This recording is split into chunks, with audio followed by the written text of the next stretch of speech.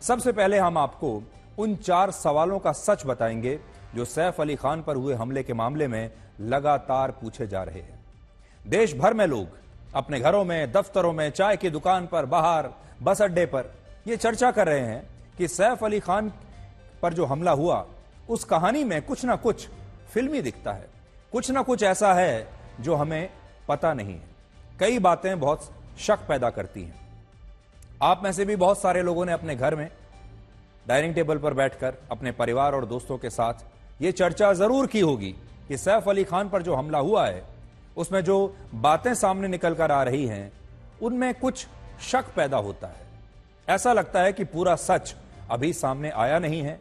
ऐसा लगता है कि कुछ बातें ऐसी हैं जो छिपाई जा रही हैं। कुछ ऐसा है जो नेचुरल नहीं है, प्राकृतिक नहीं है। और लोगों के मन में बहुत सारे सवाल हैं, खास तौर पर जब से लोगों ने ये तस्वीरें देखी हैं जब सैफ अली खान अस्पताल से डिस्चार्ज होकर घर जा रहे थे। उसके बाद से इन तस्वीरों पर भी सवाल उठने लगे कि सैफ अली खान इतने खुश और इतने फिट कैसे दिख रहे हैं 5 दिन के अंदर ही, अगर उन पर एक जानलेवा हमला हुआ था। और भी बहुत सारे सवाल हैं। तो आज हम एक एक सवाल जिस पर इस देश की जनता चर्चा कर रही है, जिस पर मीडिया चर्चा कर रहा है, वो सवाल आपके सामने रखेंगे और उन सवालों का क्या जवाब हो सकता है, एक्सप्लेनेशन क्या हो सकता है, यह भी आपके सामने रखेंगे। सबसे बड़ी बात यह है कि सैफ अली खान ने पुलिस को अपना स्टेटमेंट दे दिया है और इस स्टेटमेंट में उन्होंने इस हमले के बारे में शुरू से लेकर आखिर तक सब कुछ बताया है। इसलिए आज ये स्टेटमेंट भी मैं आपके सामने बताने वाला हूं आपको कि इसमें क्या है, इसलिए ध्यान से आप सुनिएगा। तो पहला सवाल तो यह है कि क्या सैफ अली खान को जब अस्पताल लाया गया तब उनका 8 साल का बेटा तैमूर उनके साथ था या नहीं? और क्या यह जानकारी भी गलत है कि सैफ अली खान को देर रात 2:43 पर अस्पताल लाया गया था? दूसरा, जब हमले के वक्त करीना कपूर खान अपने घर पर ही मौजूद थी तो वो अपने पति सैफ को खुद अस्पताल लेकर क्यों नहीं गई? आखिर कोई भी पत्नी अगर उसके सामने उसके पति पर हमला हुआ है, पति घायल है, तो क्या पत्नी सबसे पहले खुद अपने पति को अस्पताल नहीं लेकर जाएगी? क्या अपने बच्चे और घर के एक नौकर के साथ उसे अस्पताल भेज देगी? तीसरा सवाल, क्या जिस अपराधी को पुलिस ने गिरफ्तार किया है वो अपराधी असली हमलावर नहीं है? और क्या सीसीटीवी फुटेज में दिख रहे अपराधी की शक्ल, उसका हुलिया गिरफ्तार हुए अपराधी से अलग है? और चौथा सवाल यह है कि क्या सैफ अली खान पर हुआ हमला असली है या ये हमला भी पूरी तरह नकली हो सकता है? क्या ये किसी फिल्म की स्क्रिप्ट जैसा है कि जिसने स्क्रिप्ट लिखी उसके दिमाग में जो बातें आई उसने वैसे ही ट्विस्ट और टर्न इसमें लगा दिए? ये एक वेब सीरीज जैसी स्क्रिप्ट दिखाई दे रही है। तो सबसे पहले तो आप ये देखिए कि इस घटना में जो एफआईआर दर्ज हुई है उसमें लिखे गए बयानों पर लोगों को शक क्यों हो रहा है, पहले तो आप ये देखिए। एफआईआर में लिखा है कि अपराधी देर रात 2 बजे सैफ अली खान के घर में दाखिल हुआ और 2:33 पर वो वहां से हमला करने के बाद फरार भी हो गया। यह भी दावा है कि देर रात 2:43 पर जिस ऑटो रिक्शा से सैफ अली खान अस्पताल पहुंचे उस ऑटो रिक्शा में उनके साथ उनका बेटा तैमूर भी मौजूद था। और ये सारी बातें पुलिस ने भी अपने बयानों में कही है। लेकिन आज हमें इस हमले की एक मेडिकल रिपोर्ट मिली है जिसमें 2 बातें बड़ी महत्वपूर्ण हैं। पहली बात, इसमें यह लिखा है कि सैफ को देर रात 2:43 पर नहीं बल्कि 4:11 पर अस्पताल में भर्ती कराया गया था। तो पहली बात तो आप ये देख लीजिए, 2:43 नहीं, सुबह 4:11 पर सैफ को अस्पताल में भर्ती कराया गया है। दूसरी महत्वपूर्ण बात, सैफ को जिस व्यक्ति ने अस्पताल में भर्ती कराया उसका नाम है अफसर जैदी। इस रिपोर्ट से उस दावे पर शक पैदा होता है जिसमें यह कहा जा रहा था कि सैफ को जिस वक्त अस्पताल लाया गया उस समय उनके बेटे तैमूर और सैफ के घर में काम करने वाला एक कर्मचारी, इन दोनों के अलावा और कोई नहीं था। और दूसरा, उन्हें रात को 2:43 पर अस्पताल में भर्ती कराया गया। अभी तक हम सब यही सुनते हुए आ रहे हैं। अब ये अफसर जैदी कौन है जिन्होंने अस्पताल में सैफ को भर्ती कराया? तो अफसर जैदी का पूरा नाम है अफसर अब्बास जैदी, और वो एक ऐसी कंपनी के फाउंडर हैं जो सेलिब्रिटी मैनेजमेंट का काम देखती है। और ऐसा कहा जा रहा है कि सैफ अली खान और अफसर जैदी के बीच काफी अच्छी दोस्ती है, उन दोनों के बड़े घनिष्ठ संबंध हैं। और इसमें कोई बड़ी बात भी नहीं है। जब भी व्यक्ति मुसीबत में होता है तो अपने परिवार के बाद अपने दोस्त को ही फोन करता है, और हो सकता है कि उनके परिवार ने अफसर जैदी को फोन किया हो और वो वहां पर आए हो। लेकिन यहां सवाल वही है कि जब सैफ अली खान को अस्पताल में लाने वाले अफसर अब्बास जैदी थे, तो अब तक यह क्यों कहा जा रहा था कि तैमूर और सैफ के घर में काम करने वाला एक कर्मचारी उन्हें अस्पताल लेकर आए थे? ये सारी बातें लोग आपस में जब बातचीत कर रहे हैं तो भी एक दूसरे से कर रहे हैं, और सोशल मीडिया पर भी लोग लगातार पूछ रहे हैं, और इस मेडिकल रिपोर्ट को लेकर काफी विवाद भी हो रहा है। हालांकि इन बातों पर सैफ अली खान का पक्ष आ गया है, और यह पक्ष सबसे महत्वपूर्ण है, क्योंकि सवाल पूछने वाले तो पूछ ही रहे हैं, बहुत लोगों को इस पूरी थ्योरी पर शक हो रहा है, लेकिन सैफ क्या कहते हैं सबसे ज्यादा यह भी तो मायने रखता है। तो सैफ ने क्या कहा है बताते हैं आपको। सैफ की तरफ से हमें यह पता चला कि जब वो अस्पताल आए तब वहां उनके बेटे तैमूर और उनके घर में काम करने वाले कर्मचारी के अलावा कोई नहीं था। लेकिन देर रात 3 बजे उनके परिवार की तरफ से उनके दोस्त अफसर अब्बास जैदी को इस घटना की जानकारी दी गई, और बाद में अफसर जैदी ने अस्पताल पहुंचकर एडमिशन फॉर्म भरा, और इसमें सैफ को अस्पताल लाने वाले कॉलम में उन्होंने अपना नाम लिख दिया, क्योंकि ये कॉलम पूरा एक फॉर्म भरना पड़ता है जब किसी मरीज को अस्पताल में दाखिल कराना पड़ता है। उसमें यह भी बताना होता है कि इस मरीज को अस्पताल में कौन लेकर आया। तो उन्होंने उस कॉलम में अपना नाम लिख दिया कि मैं लेकर आया हूं, और इसमें समय भी वही लिखा है जब वो इस फॉर्म को भर रहे थे। यानी सैफ का कहना है कि इस मेडिकल रिपोर्ट में जो जानकारियां लिखी हैं वो उनके अस्पताल में भर्ती होने के बाद भरी गई है। यानी हो सकता है कि सैफ को 2:45 बजे अस्पताल में भर्ती कराया गया हो, यानी वो पहुंचे हो 2:45 बजे, लेकिन जब ये फॉर्म भरा जा रहा था तब तक 3:15 बज चुके थे, और इसीलिए उस फॉर्म में समय जो है वो बाद का है। दूसरा सवाल यह है कि जब हमले के समय करीना कपूर खान घर पर ही थी तो वो सैफ के साथ अस्पताल क्यों नहीं गई? ये भी लोग, देश भर के लोग ये पूछ रहे हैं कि कौन सी ऐसी पत्नी होगी जो अपने घायल पति को अपने छोटे बच्चे और एक कर्मचारी के साथ ऑटो में बिठाकर अस्पताल भेज देगी। तो सैफ अली खान ने मुंबई पुलिस को जो अपना बयान दिया है उसके मुताबिक यह घटना उनकी हाउसिंग सोसाइटी की 12वीं मंजिल पर नहीं बल्कि 11वीं मंजिल पर हुई थी। 11वीं मंजिल पर जो अपार्टमेंट है उसमें 3 बेडरूम्स हैं। एक बेडरूम में सैफ और करीना रहते हैं, और दूसरे में उनके बेटे तैमूर रहते हैं, और तीसरे बेडरूम में उनके छोटे बेटे जहांगीर रहते हैं। सैफ के बयान के मुताबिक जिस समय यह घटना हुई उस वक्त वो और करीना अपने बेडरूम में थे, यानी करीना कपूर खान उस समय घर से बाहर नहीं थी बल्कि वो हमले के समय घर पर ही थी। सैफ ने कहा है कि उन्होंने और करीना ने बाहर से किसी के चीखने चिल्लाने की आवाज सुनी, जिसके बाद वो अपने बेडरूम से बाहर आ गए और उन्होंने ये देखा कि एक अज्ञात व्यक्ति उनके छोटे बेटे जहांगीर के कमरे के पास खड़ा है और जहांगीर रो रहा है। यह देखकर जब सैफ ने हमलावर को पकड़ने की कोशिश की तो हमलावर ने सैफ पर अटैक कर दिया और इसके बाद वो वहां से फरार हो गया। सैफ के मुताबिक जिस वक्त वो घायल थे तब करीना और उनके बाकी कर्मचारी उनके साथ मौजूद थे, और यही बात अभी लोगों में शक पैदा कर रही है कि जब करीना ये सब देख रही थी और सैफ पर चाकू से हमला हुआ और वो देख रही हैं कि सैफ के शरीर से खून बह रहा है, तब भी वो खुद सैफ को अस्पताल लेकर क्यों नहीं गई? ये सवाल मुझसे भी न जाने कितने लोगों ने पूछा कि ऐसा कैसे हो सकता है।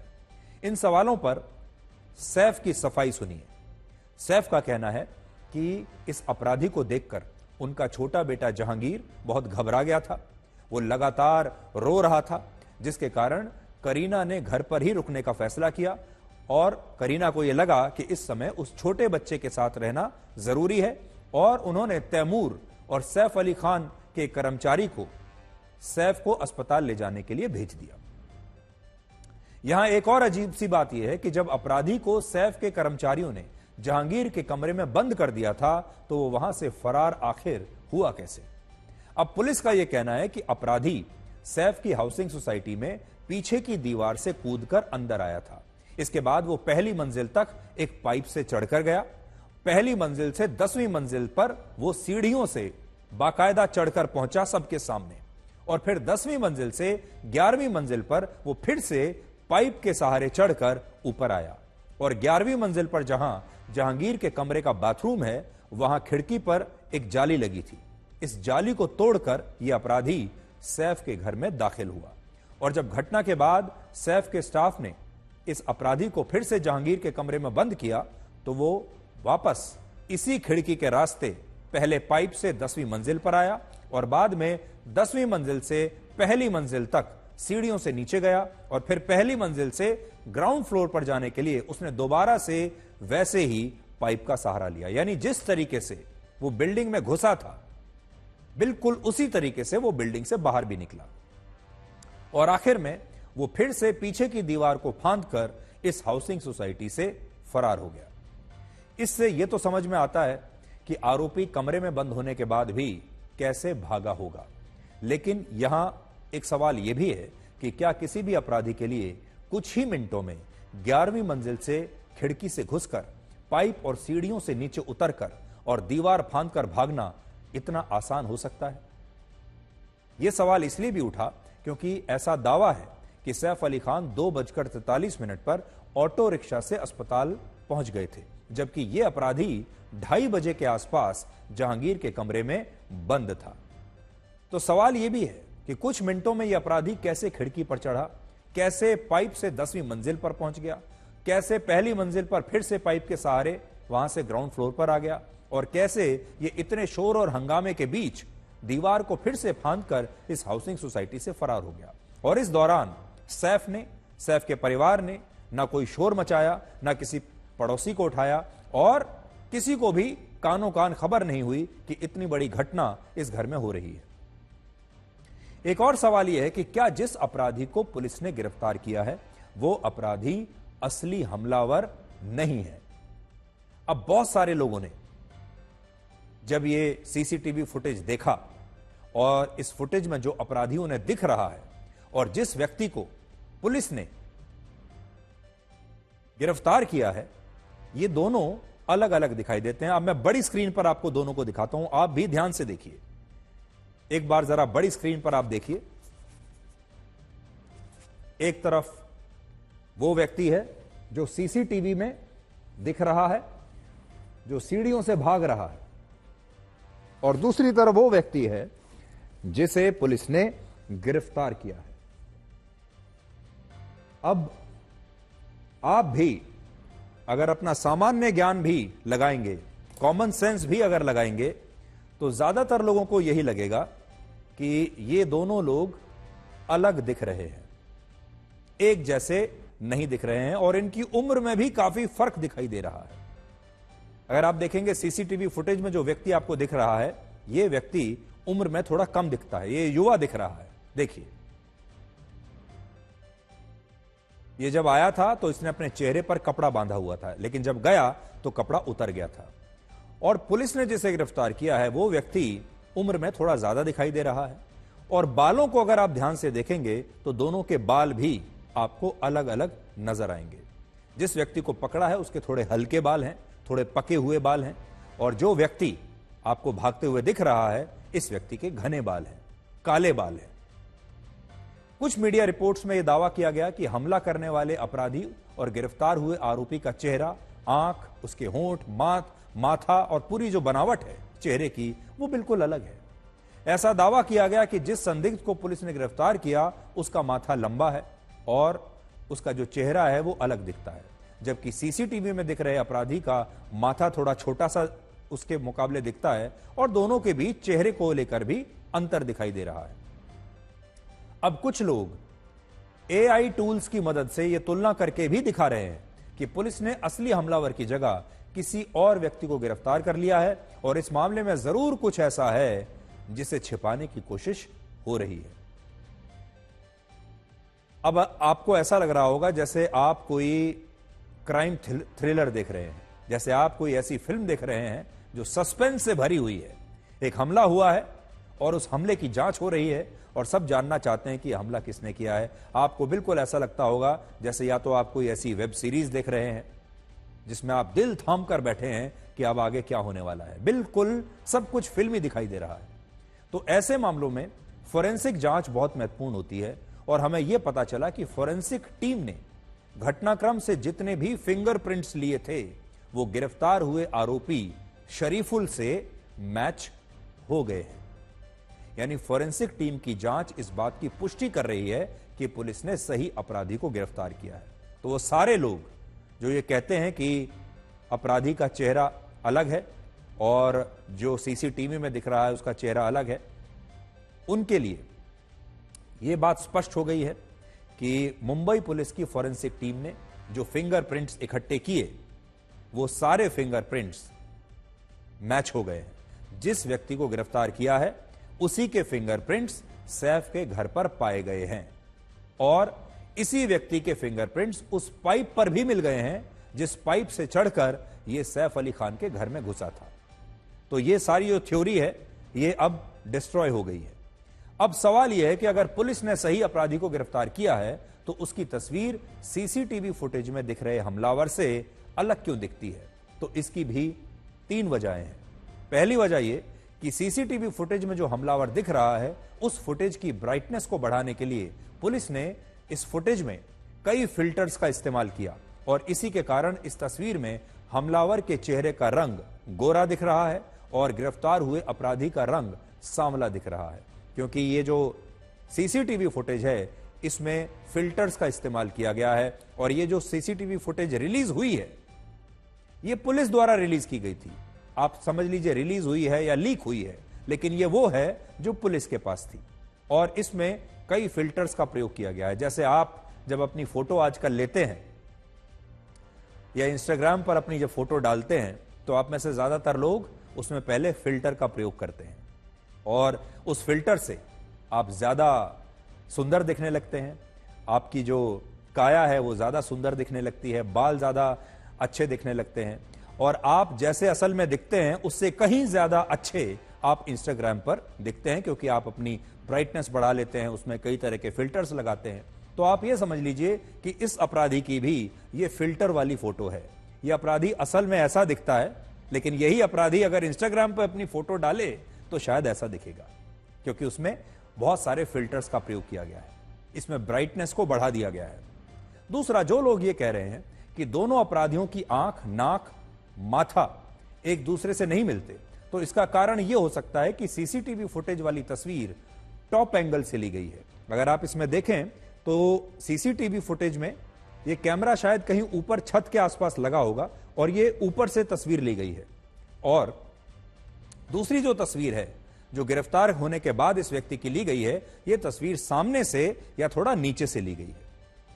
जब किसी व्यक्ति की एक तस्वीर ऊपर से खींची जाती है और दूसरी तस्वीर सामने से खींची जाती है तो दोनों तस्वीरों में थोड़ा बहुत अंतर चेहरे पर आ जाता है और ऐसा कैमरे के एंगल के कारण होता है और संभव है कि इस मामले में भी शायद यही हुआ हो और इससे दोनों अपराधियों की हाइट भी कम या ज्यादा दिख सकती है। तीसरी बात यह है कि इन दोनों तस्वीरों में आरोपियों के बाल अलग अलग दिखते हैं। जो अपराधी है जिसका नाम है शरीफुल, जो बांग्लादेश से भागकर अवैध रूप से यहां आया है, शरीफुल के बाल छोटे हैं जबकि सीसीटीवी फुटेज में दिख रहे अपराधी के बाल लंबे हैं और इससे भी एक शक पैदा हो रहा है।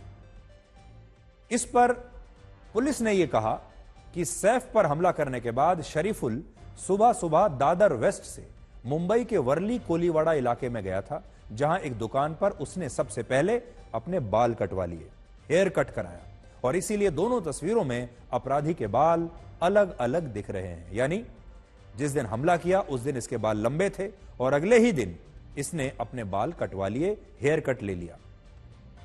हालांकि बांग्लादेश में शरीफुल के पिता ने यह दावा किया है कि सैफ पर हमला करने वाला अपराधी उनका बेटा नहीं है और उनके बेटे ने कभी भी अपने जीवन में इतने लंबे बाल रखे ही नहीं है। तो बांग्लादेश से इस अपराधी के पिता से भी हम मिल लिए और पिता का यह कहना है कि यह उनका बेटा नहीं है। अब आप ये देखिए कि इस मामले में पुलिस से क्या गलती हुई है। असल में इस तरह की घटनाओं में जब तक शिकायतकर्ता खुद अपराधी को देखकर उसकी शिनाख्त नहीं करता, तब तक पुलिस को आरोपी का चेहरा छिपा कर रखना होता है और उसे संदिग्ध मानकर ही चलना होता है।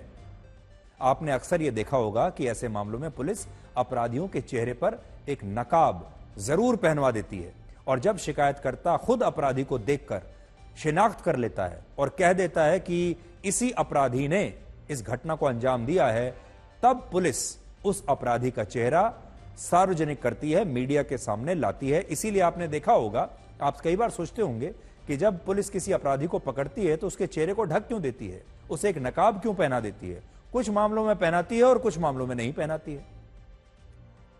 और इस मामले में अब तक सैफ अली खान और उनके घर में काम करने वाली मेड ने और कर्मचारियों ने इस अपराधी की शिनाख्त नहीं की है, लेकिन इससे पहले ही पुलिस ने इस संदिग्ध का चेहरा मीडिया के सामने दिखा दिया, पूरे देश को दिखा दिया और कुछ ही मिनटों में इस अपराधी का चेहरा पूरे देश के लोगों ने देख लिया, क्योंकि इसका जो तस्वीर थी ये आग की तरह सोशल मीडिया पर फैल गई। इंस्टाग्राम पर आप सबके पास आ गई, फेसबुक पर आ गई, ट्विटर पर आ गई, हर सोशल मीडिया पर इसकी तस्वीर आ गई और पूरे देश ने यह तस्वीर देख ली। जबकि पुलिस को यह करना चाहिए था कि इसे नकाब पहनाकर रखते जब तक सैफ इसकी शिनाख्त ना कर लेते। इसलिए अब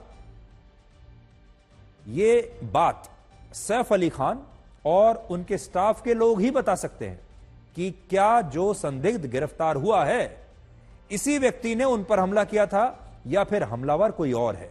और यह सवाल पुलिस के लिए भी एक बहुत बड़ी चुनौती है। बड़ी बात यह है कि क्या सैफ अली खान ये कहेंगे कि यही था हमलावर, क्या उन्होंने इसकी शिनाख्त की है या नहीं की है। पुलिस पर यह आरोप भी लग रहा है कि उसने इस केस को कम समय में सुलझाने के लिए कुछ गलतियां कर दी। पुलिस बड़ी जल्दबाजी में काम कर रही थी क्योंकि पुलिस के ऊपर बड़ा दबाव था। अब देखिए, जब इस तरह का कोई हाई प्रोफाइल केस होता है जिसे लेकर पूरे देश में हेडलाइंस बनी हुई हैं, न्यूज चैनल्स पर यह पहली हेडलाइन बना हुआ है, इस पर विश्लेषण हो रहे हैं क्योंकि इसमें सैफ अली खान जैसा एक सेलिब्रिटी शामिल है इस घटनाक्रम में, तो पुलिस पर बड़ा दबाव था। मुंबई पुलिस को लगा कि उनकी छवि खराब हो जाएगी। पहले ही उन पर यह सवाल उठ रहा था कि जो पूरा इलाका है बांद्रा का, ये असुरक्षित हो गया है, बांद्रा में हो क्या रहा है, एक के बाद एक हमले हो रहे हैं। तो हो सकता है मुंबई पुलिस थोड़ी दबाव में आ गई हो और उन पर यह दबाव हो कि जल्दी से जल्दी इस केस को निपटाइए, इसे सॉल्व कीजिए, जिसकी वजह से उसने किसी और व्यक्ति को गिरफ्तार करके उसे हमलावर बता दिया हो। ये ऐसी बातें सामने आ रही हैं, उठ रही हैं। और आखिरी सवाल यह है कि क्या सैफ अली खान पर हुआ यह हमला असली भी है या यह हमला नकली भी हो सकता है, यानी स्क्रिप्टेड हो सकता है, फिल्मी हो सकता है। 21 जनवरी को जब सैफ अली खान अस्पताल से अपने घर आए तब उन्हें देखकर बड़े सारे लोगों को हैरानी हुई। खुद महाराष्ट्र की सरकार में बीजेपी के एक मंत्री ने और कई नेताओं ने यह सवाल उठा दिया कि जब सैफ अली खान की रीढ़ की हड्डी में चाकू का एक टुकड़ा फंस गया था, तब वो 5 दिनों में ही इतने फिट कैसे दिख रहे हैं, इतने खुश कैसे दिख रहे हैं, और कहीं ऐसा तो नहीं कि इस हमले के पीछे कुछ और ही कहानी हो। जिस दिन सैफ अस्पताल से अपने घर लौटे उस दिन की तस्वीरों में उनकी पीठ पर एक पट्टी जरूर नजर आ रही है। डॉक्टरों का कहना है कि पीठ में इसी पट्टी वाली जगह पर चाकू का एक टुकड़ा 0.5 सेंटीमीटर से, यानी आधे सेंटीमीटर से 1 सेंटीमीटर तक अंदर घुस गया था। और यह घाव अगर 2 मिलीमीटर और ज्यादा गहरा हो जाता तो सैफ अली खान की रीढ़ की हड्डी डैमेज हो सकती थी, लेकिन ऐसा नहीं हुआ। वो किस्मत वाले थे और वो बच गए। अब समस्या यह है कि लोगों को ऐसा लग रहा है कि सैफ अली खान की रीढ़ की हड्डी में चाकू का टुकड़ा फंस गया, जबकि डॉक्टरों का कहना है कि यह टुकड़ा रीढ़ की हड्डी तक पहुंचा ही नहीं और 2 मिलीमीटर से सैफ की रीढ़ की हड्डी डैमेज होने से बच गई। उन्हें जो चोटें आई वो चोटें ऐसी नहीं थी जिनसे उन्हें चलने में कोई परेशानी होती, जिनसे वो लंगड़ाकर चलते, झुककर चलते या दर्द से कराहते हुए बाहर निकलते। तो अब उन तस्वीरों को आप देखिए। असल में यह केस इतना हाई प्रोफाइल हो गया था कि देश के लोग शायद ये उम्मीद कर रहे थे कि जब सैफ बाहर आएंगे तो वो धीरे धीरे लंगड़ाते हुए, दर्द में करहाते हुए, उनके चेहरे पर बहुत तनाव होगा, टेंशन होगी, वो बाहर निकलेंगे, धीरे धीरे चलेंगे, शायद उन्होंने हाथ में कोई छड़ी पकड़ी होगी, उन्हें बाहर लाते हुए 2 लोगों का सहारा लेना पड़ेगा, ऐसी कल्पना करके शायद लोग चल रहे थे। लेकिन जब उन्होंने सैफ को ऐसे देखा तो लोगों को यह शक होने लगा कि सैफ को तो कुछ हुआ ही नहीं है। लोग ये सोच रहे थे कि सैफ की हालत बड़ी गंभीर होगी, इसलिए वो उन्हें अस्पताल के बाहर इस तरह से देखकर हैरान हो गए। और अब इस पर राजनीति भी हो रही है। और आप भी सुनिए, हमारे देश के नेता सैफ पर अब एक्टिंग करने का आरोप क्यों लगा रहे हैं। अब देखिए, कुछ बातें बड़ी स्पष्ट करने वाली हैं। जो लोग भी ये सारी थ्योरीज पर बात कर रहे हैं, उन्हें 2-3 बातें और ध्यान में रखनी होगी। पहली बात तो यह है कि महाराष्ट्र में बीजेपी की अपनी सरकार है, किसी दूसरी पार्टी की सरकार नहीं है, इसलिए बीजेपी की अपनी सरकार है। मुंबई की जो पुलिस है उसे कौन मैनेज कर सकता है? विपक्ष के नेता तो नहीं कर सकते। क्या विपक्ष के नेता मुंबई में पुलिस को मैनेज कर सकते हैं? क्या मुंबई की पुलिस वो काम करेगी जो सैफ अली खान उन्हें कहने के लिए करेंगे, या सैफ का परिवार उन्हें कहेगा कि आप ऐसा कीजिए, ऐसा कह दीजिए, इस इन्वेस्टिगेशन को ऐसा करिए? क्या मुंबई पुलिस ऐसा करेगी? आखिर मुंबई पुलिस किसके दबाव में काम करेगी? सैफ के दबाव में करेगी या अपनी सरकार के दबाव में करेगी? और सरकार किसकी है? सरकार तो बीजेपी की है। क्या बीजेपी की सरकार सैफ अली खान के घर में अगर कुछ ऐसा हुआ है जो वो बताना नहीं चाहते, क्या बीजेपी की सरकार उनकी मदद करेगी? क्या मुंबई की जो पुलिस है वो क्यों सैफ अली खान के इस पूरी स्क्रिप्ट के हिसाब से वो खुद भी एक्टिंग करने लगेगी? ये बात समझ में नहीं आती, समझ के बाहर है। तीसरी बात यह है कि आजकल सोशल मीडिया का जमाना है, हर व्यक्ति के हाथ में कैमरा है, हर व्यक्ति के हाथ में स्मार्टफोन है। लीलावती अस्पताल में जब सैफ को ले जाया गया तो लीलावती अस्पताल, उसे कौन मैनेज कर सकता है? क्या लीलावती अस्पताल में जिन डॉक्टरों ने सैफ का इलाज किया, क्या वो सारे मैनेज्ड हैं? और वो किसके कहने पर काम कर रहे हैं? लीलावती अस्पताल में बहुत सारा स्टाफ होगा, उस समय भी सैकड़ों का स्टाफ रहा होगा लीलावती अस्पताल में जब सैफ वहां गए होंगे। 5 दिन जब वो वहां पर रहे होंगे, तब भी उनकी जो पर्चियां बनी हैं, उनका जो इलाज हुआ है, कैसे कैसे क्या क्या हुआ है, ये सारी बातें वहां एक व्यक्ति तक नहीं बल्कि बहुत सारे डॉक्टरों को पता होंगी, बहुत सारे स्टाफ के लोगों को पता होंगी।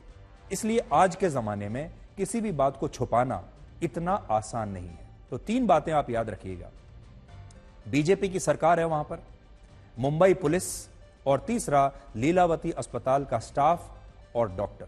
क्या ये तीनों मिले हुए हैं? और फिर अगर ये तीनों ही मिल गए हैं और मिलकर सैफ को बचा रहे हैं, और सैफ ने अगर एक थ्योरी बना दी है और ये तीनों ही उस थ्योरी को उसी स्क्रिप्ट के हिसाब से काम कर रहे हैं, यानी बीजेपी की सरकार, मुंबई पुलिस और लीलावती अस्पताल, तो फिर आप समझ लीजिए कि कोई बहुत ही बड़ा दबाव होगा जो सैफ ने इन पर डलवाया होगा।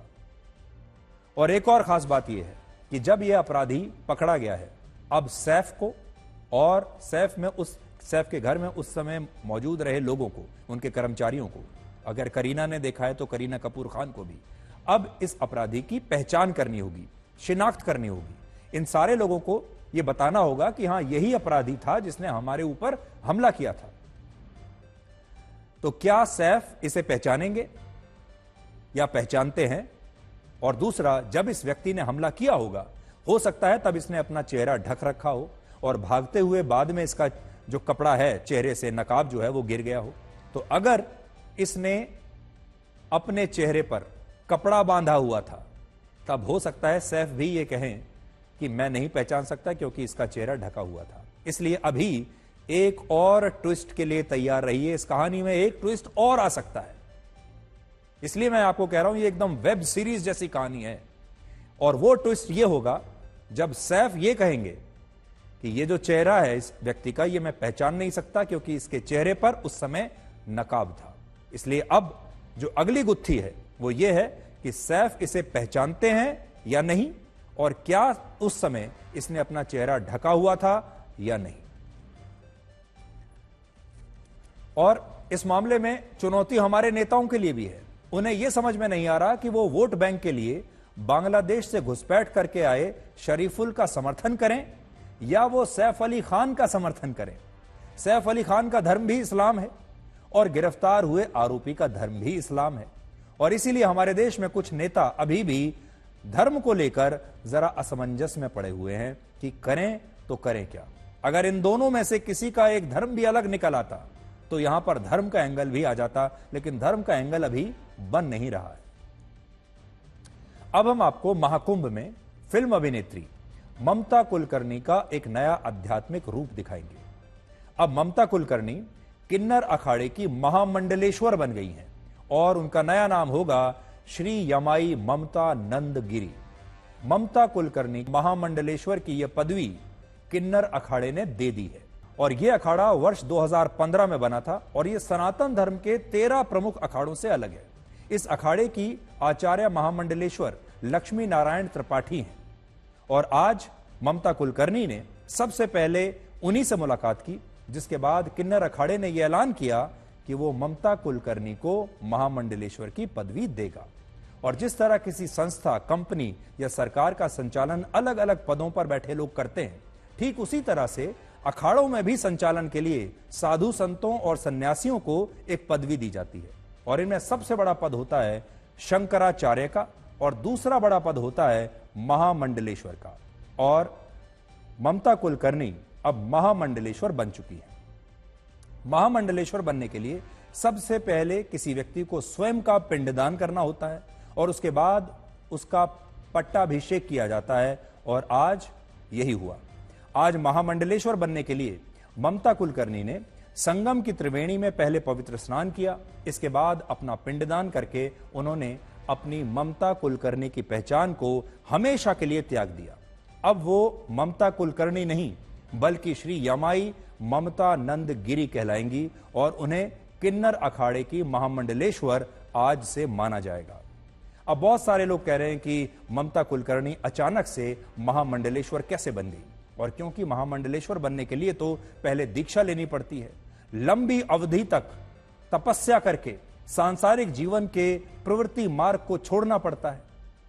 अखाड़ों का नियम है कि जो व्यक्ति महामंडलेश्वर बनता है उसे पहले सन्यासी होना चाहिए और बहुत लंबे समय तक तपस्या करनी चाहिए।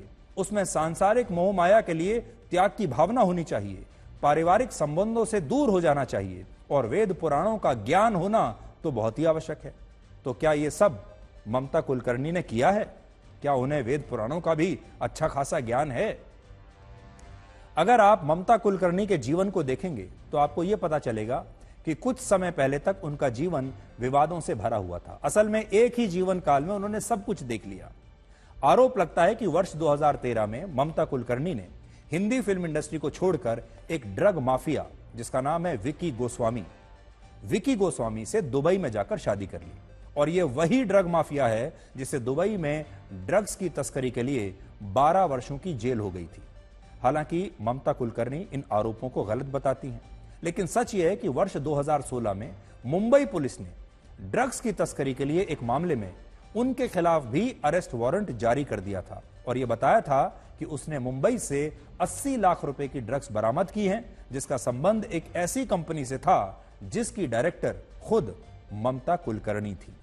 ममता कुलकर्णी खुद कहती हैं कि वो ड्रग माफिया विकी गोस्वामी से प्यार करती हैं और इस दौरान वो वर्ष 2000 से लेकर 2024 तक 24 साल या समझ लीजिए 25 साल भारत से दूर रही।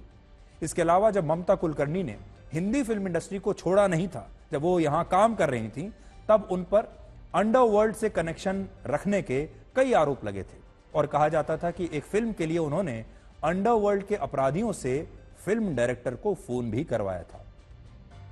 वर्ष 1993 में उन्होंने एक मैगजीन के लिए टॉपलेस फोटोशूट भी किया था, जिस पर देश भर में तब बड़ा हंगामा हुआ था और यही कारण है कि आज ममता कुलकर्णी के महामंडलेश्वर बनने से लोग हैरान हो रहे हैं।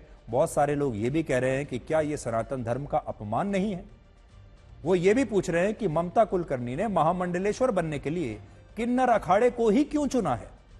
तो इसका कारण यह है कि किन्नर अखाड़ा सनातन धर्म के 13 प्रमुख अखाड़ों से अलग है। यह वो अखाड़ा है जिसमें सन्यासी बनने के बाद भी भौतिक जीवन जिया जा सकता है। देखिए इसमें कैच है। इस अखाड़े में अगर आप जाते हैं, महामंडलेश्वर बनते हैं, तो आप एक संत होने के साथ साथ भौतिक जीवन भी जी सकते हैं। और इसमें महामंडलेश्वर बनने के लिए सांसारिक और पारिवारिक रिश्तों को खत्म करना अनिवार्य नहीं होता। और यही कारण है कि ममता कुलकर्णी ने इस अखाड़े को चुना और अब वो भौतिक जीवन जीते हुए भी सन्यासी बनकर रह सकेंगी, यानी वो सन्यासी भी बनी रहेंगी और मुंबई में पार्टीज भी करती रहेंगी। इसमें उन्हें वैराग्य वाला जीवन नहीं बिताना होगा। वो दफ्तर जा सकती हैं, काम कर सकती हैं, पार्टीज कर सकती हैं, जैसे कोई भी व्यक्ति रहता है वैसे ही रह सकती हैं और साथ ही अपने आप को सन्यासी भी बता सकती हैं।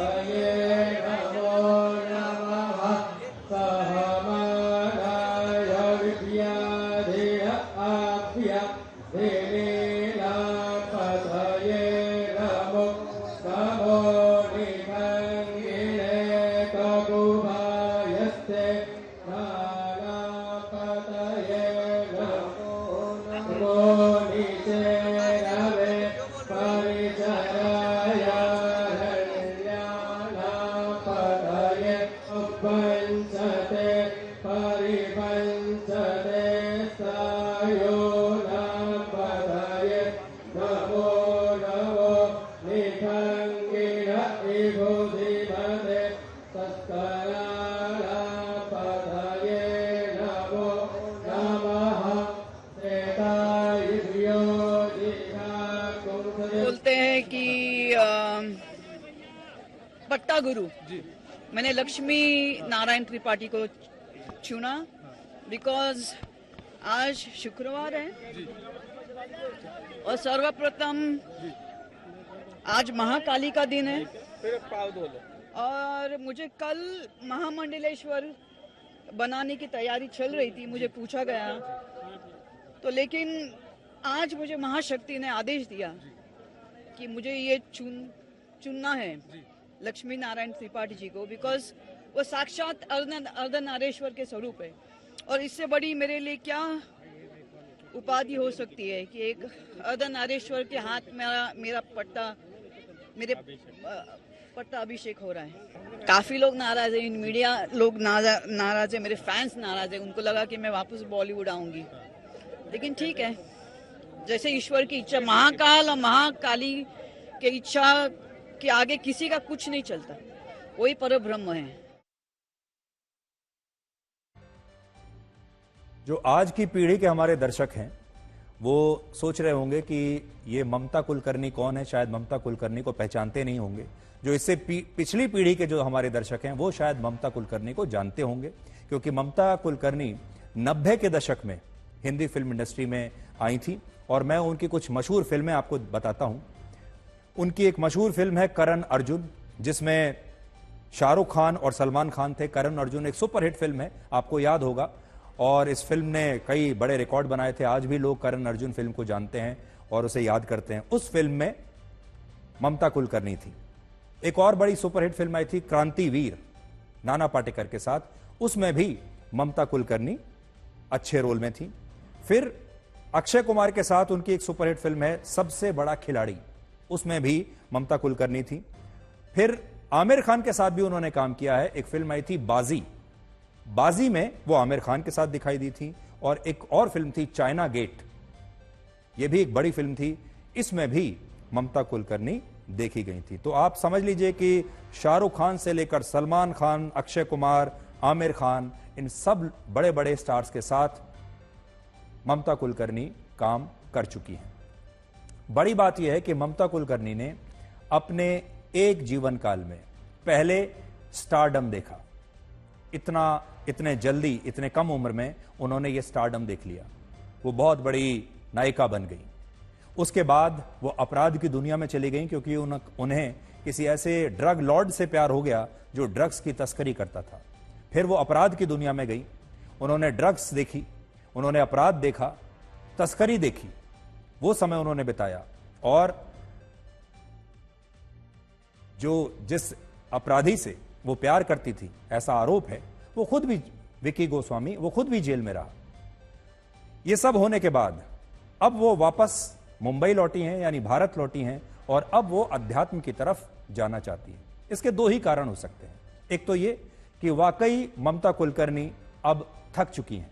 उन्होंने अपने जीवन में सब कुछ देख लिया, स्टारडम देख लिया, पैसा देख लिया, अपराध देख लिया, अच्छे दिन देख लिए, बुरे दिन देख लिए।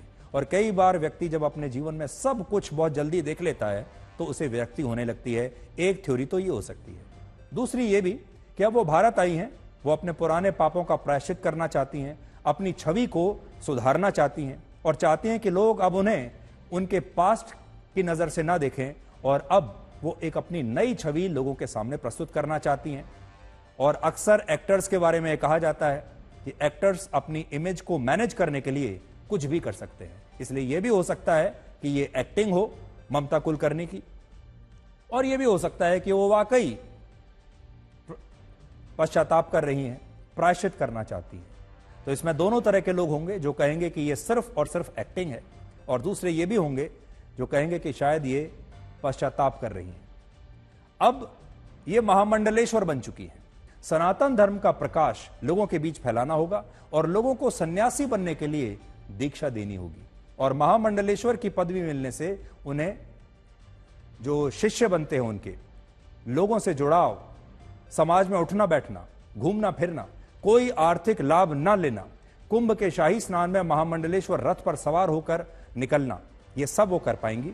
और महामंडलेश्वर के लिए कुंभ में वीआईपी व्यवस्था, सुरक्षा के अलग प्रबंध, आगे पीछे नेताओं अधिकारियों का जमघट, ये सब महामंडलेश्वर के आसपास देखा जाता है।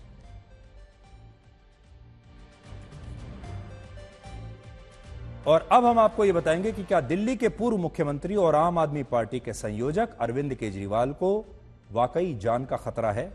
चुनाव आयोग और दिल्ली पुलिस के निर्देशों के बाद आज अरविंद केजरीवाल की सुरक्षा से पंजाब पुलिस को हटा दिया गया है। यानी पंजाब पुलिस जो उन्हें सुरक्षा दे रही थी उसे हटा लिया गया है, और इस फैसले से आम आदमी पार्टी में काफी नाराजगी है। आम आदमी पार्टी का आरोप है कि बीजेपी और दिल्ली पुलिस मिलकर अरविंद केजरीवाल के खिलाफ एक बड़ी साजिश कर रहे हैं, और पंजाब पुलिस की सुरक्षा हटने से दिल्ली पुलिस की सुरक्षा में उनकी जान को खतरा हो सकता है। वर्ष 2015 में अरविंद केजरीवाल ने मेरे साथ ही एक इंटरव्यू में कहा था कि वो कभी अपने लिए सुरक्षा नहीं लेंगे, लेकिन आज वो दिल्ली पुलिस और केंद्र की सुरक्षा के साथ साथ पंजाब पुलिस की सुरक्षा लेने पर भी अड़े हुए हैं। ये प्योर और शुद्ध राजनीति है, और मुझे खेद है कि सुरक्षा, पर्सनल व्यक्तिगत सुरक्षा को राजनीति के हवाले कर दिया गया है। कम से कम सेफ्टी एंड सिक्योरिटी पे राजनीति नहीं होनी चाहिए। Thank you. आपने देखा होगा हर चुनाव में नेताओं की जान को खतरे को लेकर अक्सर एक कार्ड खेला जाता है, और ये चुनाव में एक ऐसा कार्ड होता है कि जैसे ही नेता कहता है कि मेरी जान को खतरा है, तो जनता के बीच में एक अलग सहानुभूति की लहर पैदा हो जाती है। और अरविंद केजरीवाल दिल्ली के वोटर्स को यह बताने की कोशिश कर रहे हैं कि उनकी जान को वाकई में खतरा है।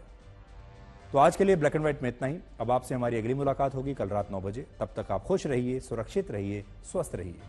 और ये कलयुग है, यहां पाप के घड़े नहीं बल्कि पाप के बड़े बड़े ड्रम होते हैं जो कभी नहीं भरते। नमस्कार।